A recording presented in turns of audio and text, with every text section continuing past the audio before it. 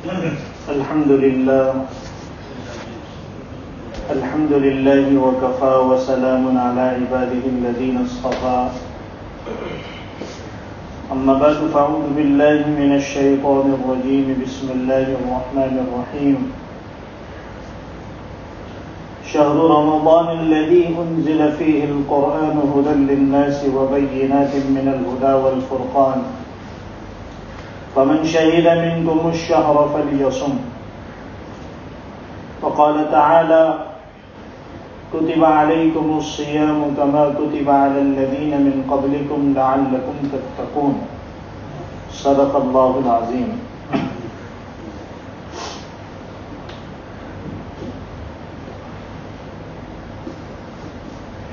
شعبان کا مہینہ قریب الختم ہے. اب چند دنوں کے بعد انشاءاللہ رمضان المبارک شروع ہو جائے گا. اللہ تبارک و تعالی نے رمضان کو اپنا مہینہ بنایا ہے. حدیث پاک میں آتا ہے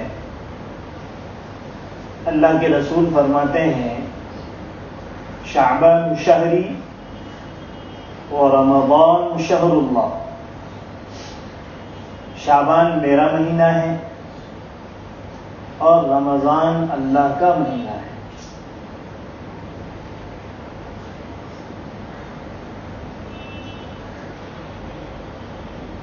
اسی وجہ سے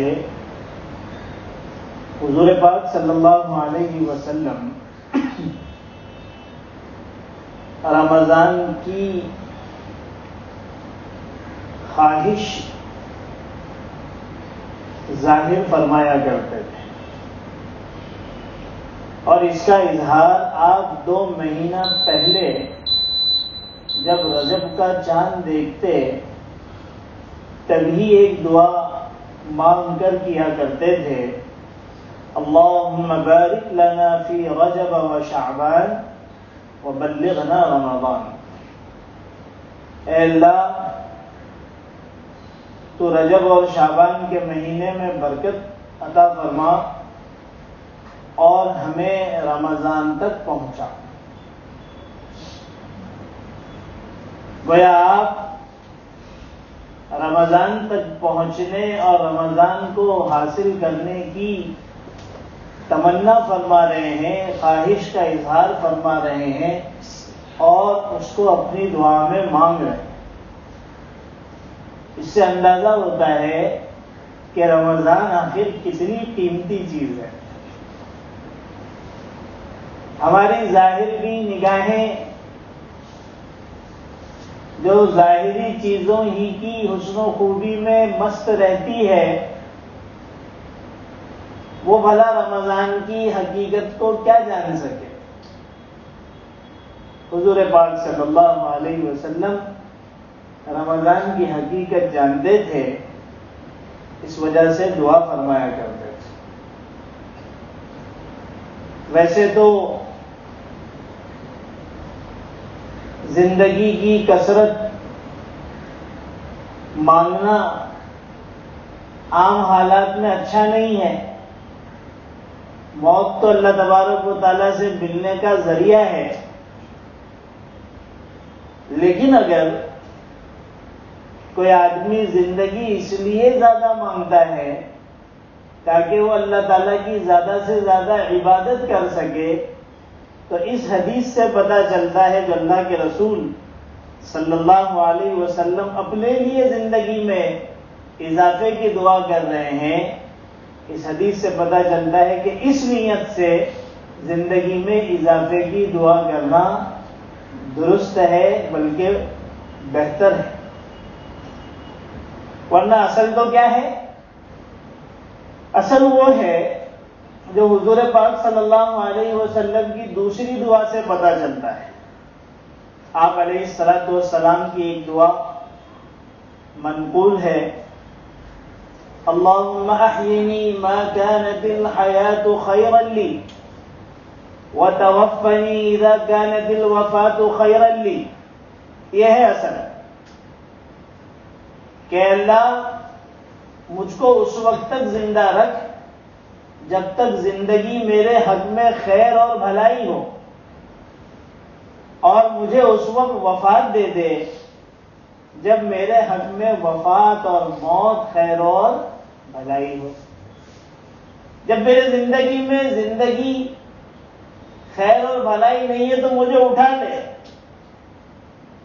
کیونکہ ایسی زندگی سے تو بہتر موت ہے. یہ ہے اصل. لیکن اگر آپ کو اللہ تعالیٰ کی عبادت کرنا ہے، اللہ کو راضی کرنا ہے، مقامات قرب مزید حاصل کرنا ہے، اپنے درجات کو بلند کرنا ہے، اللہ کے دین کی محنت کرنی ہے، اللہ کے دین کی اشاعت کرنی ہے، اللہ کے دین کی تعلیم و تبلیغ کرنی ہے، اور اس لیے آپ اپنی زندگی میں اضافہ چاہتے ہیں، تو یہ حدیث اس پر دلیل ہے کہ یہ دعا مانگنا درست ہے. حضور پاک صلی اللہ علیہ وسلم چونکہ رمضان کی اصل حقیقت کو جانتے تھے، اس لیے آپ یہ دعا فرمایا کرتے تھے کہ اللہ مجھے رمضان تک پہنچا، ایسا نہ ہو کہ رمضان سے میں محروم رہ جاؤں. ہماری نظر میں رمضان کیا ہے؟ دوسرے مہینوں کی طرح ایک مہینہ ہے، دو عمل اس میں بڑھ جاتے ہیں. ایک ہے روزہ، دوسری ہے تراویح. اس کے علاوہ ہمارے نزدیک رمضان کے مہینے میں اور غیر رمضان میں کوئی فرق نہیں ہے.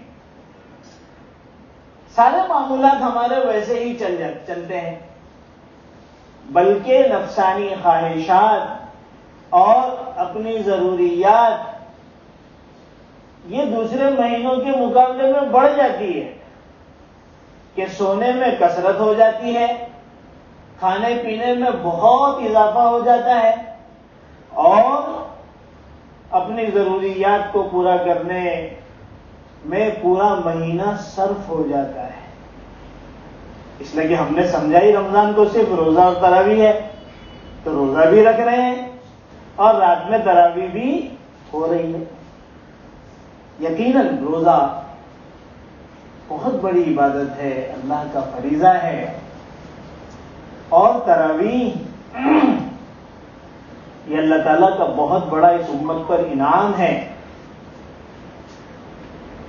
کہ اس میں 20 رکعتیں ہیں، ہر رکعت میں 2 سجدے ہیں، اور ہر سجدہ ایک مقامات قرب کا حصہ ہے. مقامات قرب کا ایک حصہ ہے. سجدے کی کیا خاصیت قرآن نے بتائی؟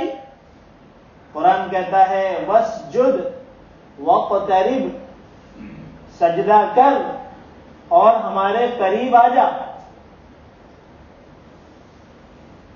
یہ جو سجدہ ہے جس میں انسان اپنی سب سے معزز جسم کا حصہ چہرہ اور اس میں سب سے زیادہ عظیم پیشانی وہ اللہ کے سامنے رکھ دیتا ہے اور رگڑتا ہے، اپنی احتیاج، اپنی ضرورت، اپنی بندگی کا اظہار کرتا ہے.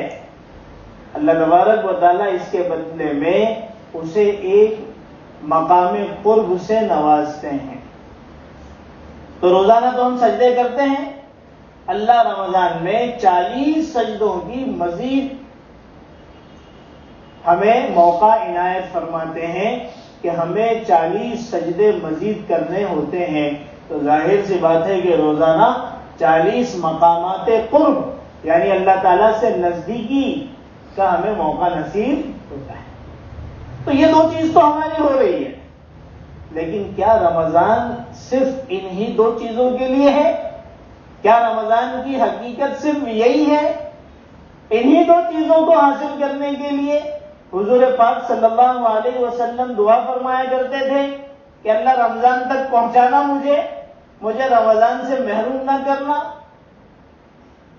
یہ چیز سوچنے کی، یہ چیز سمجھنے کی، اور شاید اس کے ذریعے ہمیں کچھ رمضان کی حقیقت کا بھی پتہ چلے اور ہم کچھ اپنی زندگی کی ترتیب کو بدلیں. جو زندگی نکل گئی غفلتوں میں وہ تو نکل گئی، لیکن جو باقی ہے اگر کچھ ہماری ترتیب بدل جائے گی تو ہمیں رمضان کا حقیقی فائدہ بھی انشاءاللہ حاصل ہوتا ہے۔ دیکھیے اللہ تعالیٰ نے ہمیں اپنی عبادت کے لیے پیدا کی، وما خلقت الجن والانس الا لیعبدون۔ عبادت ہی ہماری زندگی کا مقصد ہے، بندگی، اور وہ بھی وہ بندگی جو براہ راست اللہ تبارک و تعالیٰ کی بندگی ہے، کیونکہ عبادت بھی دو طرح کی ہے۔ ایک عبادت وہ ہے جو بالواسطہ عبادت ہے، ایک عبادت وہ ہے جو بلا واسطہ ڈائریکٹ عبادت ہے۔ بندہ جس عبادت کے لیے پیدا کیا گیا ہے وہ بلا واسطہ عبادت کے لیے پیدا کیا گیا۔ کیا فرق ہے دونوں میں؟ آپ روزی کماتے ہیں، اس کے لیے محنت کرتے ہیں، قربانی دیتے ہیں، کوششیں کرتے ہیں، اور کما کر اپنے بال بچوں کو کھلاتے ہیں، یہ بھی عبادت ہے، لیکن یہ عبادت بالواسطہ ہے، ڈائریکٹ نہیں ہے۔ یہ عبادت بالواسطہ ہے۔ اسی طریقے سے آپ غریبوں کی مدد کرتے ہیں، اسی طریقے سے آپ بہت سارے اور بھی کام کرتے ہیں جو عبادت ہے۔ بیوی کے منہ میں لقمہ دینا یہ بھی عبادت ہے نا عبادت، لیکن یہ عبادت بالواسطہ ہے۔ اور نماز پڑھنا، روزہ رکھنا، زکوٰۃ دینا، حج کرنا، یہ ساری جو عبادتیں ہیں یہ عبادتیں بلا واسطہ ہیں، ڈائریکٹ ہیں، اس کا تعلق براہ راست اللہ تعالیٰ سے۔ تو اللہ تعالیٰ نے جس عبادت کے لیے ہمیں پیدا کیا ہے وہ بالواسطہ عبادت کے لیے نہیں، بلا واسطہ عبادت کے لیے پیدا کی۔ یہ ہماری زندگی کا اصل مقصد ہے کہ ہم اللہ تبارک و تعالیٰ کی عبادت کریں۔ اسی وجہ سے علماء نے لکھا ہے کہ اگر اللہ تبارک و تعالیٰ ہمیں یہ حکم دیتے ہیں کہ 24 گھنٹہ سجدے میں پڑا رہو اور صرف اپنی ضرورت کے لیے سجدے سے سر اٹھاؤ اور اپنی ضرورت کے وقت کھا پی کر پھر سجدے میں آ جاؤ، تو بھی اس عبادت کے حکم دینے میں اللہ حق بجانب تھے۔ اللہ تعالیٰ کو حق تھا، کیونکہ ہم تو پیدا ہی اسی لیے ہوئے۔ ارے بھائی، ایک آدمی آپ کے یہاں پر ملازمت کرتا ہے اور اس کی آپ نے تنخواہ مقرر کی ہے کہ بھائی 8 گھنٹہ آپ کو ملازمت کرنا ہے، تو پورے 8 گھنٹہ آپ اس سے لیتے ہو نا، میں آپ کو 8 گھنٹہ کام کرنا، پھر 8 گھنٹے کا جو کرنا ہے وہ کرو۔ تو آپ کو کوئی ظالم تو کہتا نہیں ہے، اور اگر آپ کو کوئی کہے کہ تم پورا 8 گھنٹہ ایسے لیتے تو آپ نے کہ میں پوری تنخواہ بھی تو دے رہا ہوں اور پہلے ہی میں نے معاہدہ کر لیا ہے۔ جب اللہ تعالیٰ نے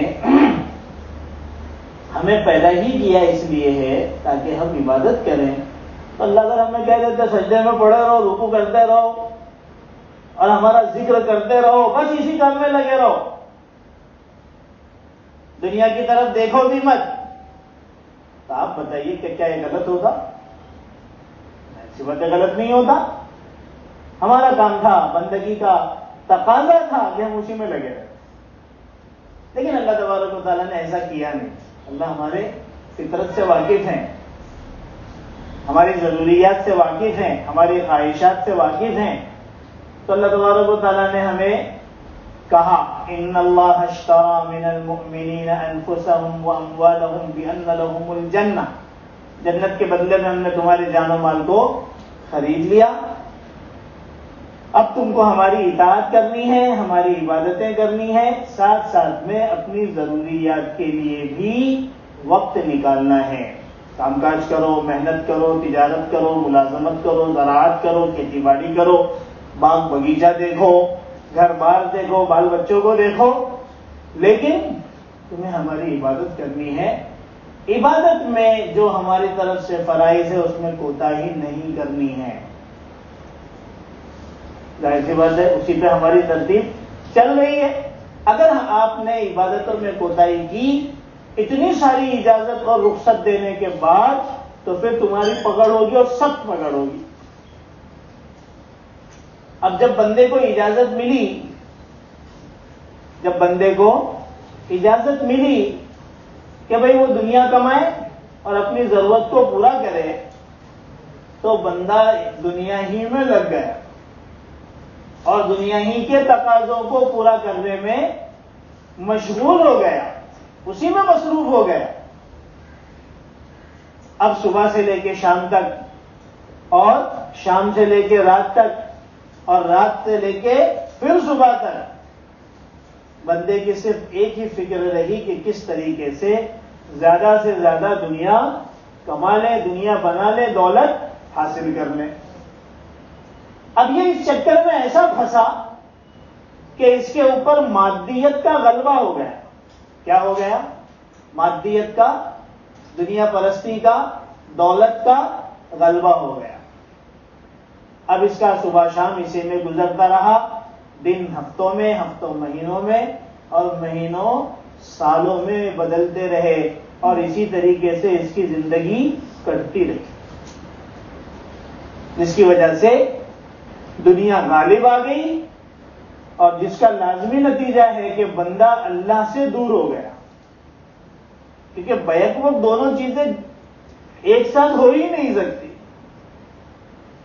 ایک آدمی دین اور دنیا، یعنی دنیا کی محبت بھی اپنے دل میں رکھے اور اللہ کی محبت بھی اس دل میں آ جائے، یہ ممکن ہی نہیں ہے۔ یہ آگ اور پانی کے جمع ہونے جیسا ہے کہ جس طرح آگ اور پانی ایک ساتھ جمع نہیں ہو سکتے، اسی طریقے سے اللہ کی محبت اور دنیا کی محبت ایک دل میں جمع۔ اب یہ تو بیچارہ دن رات اسی میں لگا رہا، مادیت کے گرداب میں پھنسا رہا، جس کا نتیجہ یہ ہوا کہ وہ اللہ تعالیٰ سے دور ہو گیا۔ غیر محسوس طریقے سے اس کا رشتہ اللہ سے کٹ گیا۔ یہاں یہ موقع نہیں ہے کہ اللہ سے رشتہ کٹ گیا تو اس کا کیا حال ہوا، لیکن اتنا اصول سمجھ لیجئے کہ اس کا رشتہ اللہ سے کٹ گیا۔ اللہ بھی جانتے ہیں کہ بڑا کمزور ہے، خلق الانسان ضعیفا، انسان بڑا کمزور پیدا کیا گیا ہے، بہت جلدی پلٹ جاتا ہے۔ ذرا سا کسی نے جھانسا دیا، وہ ساری عبادتیں، ساری ریاضتیں، سارے عقیدے ایک طرف رہ جاتے، وہ وہاں پر چلا جاتا ہے، بڑا کمزور ہے۔ اللہ تعالیٰ نے خصوصیت کے ساتھ 11 مہینے کے بعد رمضان کا مہینہ دیا۔ یہ ہے اصل رمضان کا مقصد، کہ اس مہینے میں اللہ کی طرف آ جاؤ، اور یہ مہینہ اللہ سے نزدیکی پیدا کرنے کا مہینہ ہے، اور وہ جو عبادتیں ہیں جو بلا واسطہ ہے، ڈائریکٹ ہے، نماز ہے، روزہ ہے، زکوٰۃ ہے، اس طرح کی جو عبادتیں، صدقہ اور خیرات ہیں، ان عبادتوں کی کثرت کریں۔ اسی لیے اللہ تعالیٰ نے 2 عبادتیں تو اپنی طرف سے رکھی عام مہینوں کے مقابلے میں۔ ایک روزے کا رکھا کہ اس مہینے میں تمہیں روزہ رکھنا ہے۔ روزے کی کیا خصوصیت ہے؟ اللہ تعالیٰ قرآن میں فرماتے ہیں کتب علیکم الصیام کما کتب علی الذین من قبلکم لعلکم تتقون، کہ بھئی یہ روزہ تم پر ہی فرض نہیں کیا گیا، اس سے پہلے جو امتیں آئی ہیں ان پر بھی فرض کیا گیا تھا، اور اس کا مقصد تھا کہ روزہ رکھ کر تم میں تقوی پیدا ہو جائے۔ اور تقوی کسے کہتے ہیں؟ تقوی کہتے ہیں اللہ کے خوف اور اللہ کے ڈر کو، کہ انسان کے دل میں اللہ کی فکر پیدا ہو جائے، ہر عمل کو کرنے سے پہلے وہ اللہ تعالیٰ کے بارے میں سوچے کہ مجھے کل اس کا جواب اللہ کو دینا ہے۔ اگر میں یہ کما رہا ہوں، اگر میں یہ کسی کا لے رہا ہوں، اور اگر یہ کوئی ذمہ داری میرے گردن پر ہے، اور اگر میں فلاں عبادت چھوڑ رہا ہوں، یا اگر فلاں گناہ کر رہا ہوں، تو یہ اللہ دیکھ رہے ہیں، اور کل اللہ کو مجھے اس کا حساب دینا۔ بس یہ فکر انسان کے دل میں پیدا ہو جائے، یہ ہے روزے کا مقصد۔ اور روزے کے ذریعے سے یہ تقوی والی صفت جو حاصل ہو سکتی ہے، وہ دوسری عبادتوں کے ذریعے سے اس مقدار میں حاصل نہیں ہو سکتی. ہر عبادت اپنی جگہ پر بہت عظیم الشان ہے. نماز کا اونچا درجہ ہے، زکوٰۃ کا اپنا ایک مقام ہے، حج اس کی اپنی ایک کیفیت ہے، ایک صفت ہے، ایک خوبی ہے. لیکن اگر تقوی کے اندر سب سے زیادہ مؤثر کوئی چیز ہے تو وہ روزہ ہے. کیسے؟ آپ نے سحری کی، تھوڑی تھوڑی گرمی شروع ہو گئی ہے نا، اب روزہ آتے آتے تھوڑی گرمی اور بھی بڑھ جائے گی. ملازمت کرنے والے اپنے کام پہ جائیں گے، تاجر اپنے کام پہ جائیں گے، مزدور اپنے کام پہ جائیں گے. روزہ رکھے کہاں تک پیٹ میں جو چیز آپ نے سحری میں کھائی ہے کام آئے گی؟ 10 بجے تک، 11 بجے تک. اس کے بعد تو ہاضمہ اپنا کام کرے گا. مزدور کا ہاضمہ تو بڑا مضبوط ہوتا ہے، اس کا تو بہت جلدی پچ جاتا ہے. تو 9 ساڑھے 9 بجے تک معاملہ جو ہے وہ صاف ہے. 10 بجے تک اب اس کے بعد اس کو روزے کا احساس ہونا شروع ہوتا ہے. 10 11 12 1 بجے تک وہ مچلنا شروع ہوتا ہے. اور پھر گرمی کی تمازت اپنی جگہ پر ہے. اب یہ بندہ اپنی آفس میں، اپنے گھر میں، اپنی جگہ پر تنہا ہے، اور اللہ تعالیٰ کی برکت ایسی ہے رمضان میں کہ ہر ایک کا گھر کچھ نہ کچھ تو بھرا ہوا ہی ہوتا ہے. لوگ اس سے بڑی غلط فہمی میں مبتلا ہو گئے کہ رمضان کھانے کا مہینہ ہے. برکت ہوتی ہے لیکن رمضان صرف کھانے کا مہینہ نہیں ہے. بہرحال اب یہ آدمی اگر اس میں سے کچھ کھا لے، کچھ ٹھنڈا پانی پی لے، یا وضو کرتے کرتے ہی کچھ پانی گٹک لے، تو کسی کو احساس بھی نہیں ہوگا. لیکن وہ یہ کام کرتا نہیں ہے. اس کو لوگوں کی ڈر نہیں ہے، اس کو اللہ کا ڈر ہے کہ ہاں مجھے تو کوئی دیکھنے والا نہیں ہے، لیکن اللہ تعالیٰ دیکھ رہے ہیں. اس وجہ سے وہ تنہا ہو کر بھی گھر میں پانی پیتا، آفس میں پانی پیتا نہیں. غیر مسلموں کے محلے میں کوئی سمجھنے والا نہیں ہے، شربت والا کھڑا ہے، دنیا پی رہی ہے، لیکن یہ نہیں پیے گا کیونکہ اسے ڈر ہے اس بات کا کہ اللہ تعالیٰ دیکھ رہے ہیں اور اللہ تعالیٰ اس کو سخت پکڑ کر. یہی ہے تقویٰ، یہی اللہ کا خوف، جس کی صحیح تربیت ہوتی ہے روزے کے ذریعے، بشرطے کہ ہمارا روزہ صحیح معنی میں روزہ. تو روزہ اس کی اپنی ایک خصوصیت ہے، لیکن ان ساری چیزوں سے ہٹ کر رمضان اللہ تعالیٰ نے اس لیے دیا تاکہ بندہ مجھ سے قریب آ جائے، روزہ رکھ کر مجھ سے قریب آ جائے. اور رات کی تراویح میں 20 رکعت کھڑے ہو کر اور اس میں اللہ کے کلام کو سن کر، جو عام دنوں میں نہیں ہے، اس کے ذریعے سے مجھ سے کیا آ جائے؟ قریب آ جائے. یہ جو 11 مہینہ وہ دنیا میں لگ کر دور ہو گیا تھا اور اپنے مقصد زندگی عبادت سے ہٹ گیا تھا، اپنے مقصد زندگی عبادت سے ہٹ گیا تھا، اب وہ ذرا دنیا سے دور ہو جائے اور مجھ سے قریب. دیکھیے حضور پاک صلی اللہ علیہ وسلم کا کیا کام تھا؟ نبوت کے بعد آپ صلی اللہ علیہ وسلم نے تجارت بھی چھوڑ دی تھی اور آپ نے کوئی ملازمت بھی کی نہیں. آپ کی زندگی کا صرف ایک کام تھا، اللہ کے دین کی تعلیم، لوگوں کو سکھانا، اللہ کے دین کی تبلیغ، لوگوں تک دین کو پہنچانا، اللہ کے دین کے بارے میں لوگوں کا تزکیہ اور تصفیہ، کہ لوگوں کو ان کی جو باطنی خرابیاں ہیں اس کو دور کرنا. یہی آپ کی زندگی کا مقصد تھا، اور آپ اس مقصد کو پورا کرنے میں دن رات لگے رہے، اور اس میں بڑی بڑی تکلیفیں آپ نے برداشت کی. لیکن اللہ تعالیٰ حضور پاک صلی اللہ علیہ وسلم کو کیا فرما رہے ہیں؟ سورہ علم نشرہ میں فرما رہے ہیں فَإِذَا فَرَغْتَ فَانصَبْ وَإِلَىٰ رَبِّكَ فَارْغَب، کہ جب آپ اپنے دنیاوی کاموں سے یعنی دین کے کاموں سے جو دن میں کرتے ہو اس سے فارغ ہو جاؤ تو فنصب ہمارے سامنے کھڑے ہو جاؤ. کیسے کھڑے ہو جاؤ؟ جس طرح درخت کا تنا کھڑا رہتا ہے. دن بھر اللہ کے دین کی محنت ہو رہی ہے, اللہ کے دین کی تعلیم ہو رہی ہے, اسی کی تبلیغ ہو رہی ہے, جہاد ہو رہا ہے, قربانیاں دی جا رہی ہے. لیکن اللہ تعالیٰ حضور پاک صلی اللہ علیہ وسلم نے کیا فرما رہے ہیں؟ اب رات کو تم ہمارے سامنے کھڑے رہو. چنانچہ حدیث پاک میں آتا ہے کہ اس آیت کے نازل ہونے کے بعد حضور پاک صلی اللہ علیہ وسلم رات میں تہجد میں اتنی دیر تک کھڑے رہتے تھے کہ آپ کے پیروں پر ورم آ جاتا تھا. اسی موقع پر تو حضرت عائشہ نے اور دیگر حضرات نے آپ صلی اللہ علیہ وسلم سے فرمایا کہ آپ اتنی کیوں عبادت کر رہے ہیں, آپ اپنے آپ کو اتنی کیوں تکلیف میں ڈال رہے ہیں کہ پیروں پر ورم آ رہے ہیں, سوج رہے ہیں.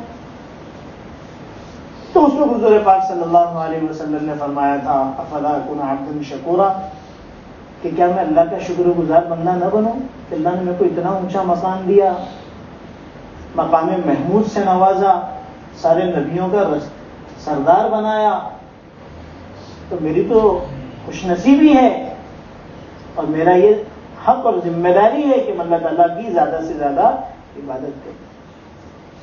تو اللہ تعالیٰ نے اس مہینے کو اپنا مہینہ بنایا, ہمیں یہ مہینہ اس لیے دیا ہے تاکہ ہم اللہ تبارک و تعالیٰ کی زیادہ سے زیادہ نزدیکی اور قرب کو حاصل کریں, زیادہ سے زیادہ اللہ کی عبادت کریں. یہ عبادت کا مہینہ ہے. ہم اپنے اوقات کو ضائع نہ کریں. ہم نے بہت رمضان ضائع کر دیا, ہم اپنے اوقات کو ضائع نہ کریں.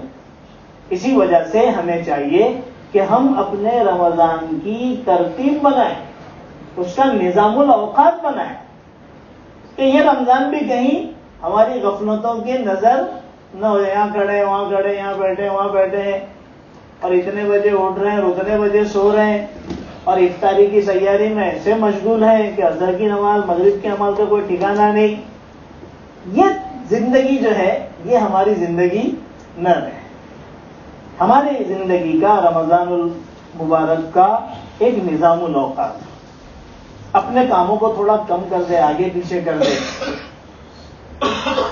اور اس میں خاص طور پر جن چیزوں کا اہتمام کرنا ہے 5 وقت کی نمازوں کے علاوہ تہجد کا اہتمام کرنا ہے. عام دنوں میں تو تہجد کی توفیق نہیں ہو پاتی, لیکن یہ وقت ایسا ہے کہ سحری کے لیے عام طور پر اٹھتے ہیں, کچھ دیر پہلے اٹھنے 2 رکعت 4 رکعت جو بھی اللہ تعالیٰ توفیق دے دیں پڑھنے. حدیث پاک میں آتا ہے انسان کی سب سے بڑی خوش نصیبی یہ ہے کہ اللہ تعالیٰ اس کو 2 رکعت نفل کی توفیق دے. اس چیز کو آپ معمولی نہ سمجھیں کہ اگر ایک آدمی فرائض واجبات اور سنتیں موقدہ ادا کرنے کے بعد اگر 2 رکعت پڑھتا ہے تو یہ بہت بڑی چیز ہے. قرآن کریم کی تلاوت کا خاص اہتمام ہو, اس میں زیادہ سے زیادہ قرآن پڑھیں, اللہ کے ذکر کو چلتے پھرتے کرتے ہیں. کم سے کم 3 صبح کی تسبیحات, شام کی تسبیحات, ایک درود شریف کی, ایک استغفار کی, ایک کلمے کی تسبیح پڑھ لیں. اس کے علاوہ ہم جو ہیں وہ دعاؤں کا خاص اہتمام کریں, اپنے لیے, امت کے لیے, اپنے لوگوں کے لیے, اپنے بچوں کے لیے. اس وقت جو حالات مسلمانوں کے اوپر ہیں اس تعلق سے جو ہے خاص دعاؤں کا اہتمام کریں. یہ ساری چیزیں اگر ہم نے رمضان میں کی اور اس ترتیب سے ہم جو ہے وہ اپنے رمضان کو گزاریں گے تو یہ رمضان ہماری زندگی کے اندر ایک انقلاب کا ذریعہ بن جائے گا. ہماری زندگی چینج ہو جائے گی, اور رمضان میں ہونا بھی یہی چاہیے کہ ہماری زندگی بدل جانا چاہیے. تو انشاءاللہ رمضان آئے گا, اپنے نظام الاوقات کو بنائیں اور اس ترتیب سے جو ہے اپنے رمضان کو گزارنے کی کوشش کرے. خالی بازاروں میں گھوم کر شاپنگ میں لگے رہنا, اور عورتیں جو ہے پورے رمضان کے اندر خالی گھوم رہی ہیں بیچاری, ان ساری چیزوں سے اپنے گھر والوں کو بھی منع کیجیے. جو خریداری کرنی ہے ابھی کر لیجیے, ابھی آپ کے پاس وقت ہے, کر لیجیے. رمضان کے اندر بہت زیادہ ان چیزوں میں وقت ضائع کر کے رمضان کو ضائع نہ کریں, اس کا خاص خیال رکھیں. جو ضرورت کی چیز اس کے لیے نکلنے میں کوئی منع نہیں ہے, لیکن خالی اسی میں گھومتے رہنا یہ بھی کوئی عقل مندی نہیں ہے. انشاءاللہ آئندہ زکوٰۃ کے تعلق سے بیان کریں گے کیا مسائل ہیں زکوٰۃ وغیرہ کے. اللہ تعالیٰ ہم سب کو عمل کی توفیق عطا فرمائے. وآخر دعوانا الحمدللہ. ایک اعلان کے لیے ایک کاغذ آیا ہوا تھا کہ یہ ووٹر آئی ڈی کے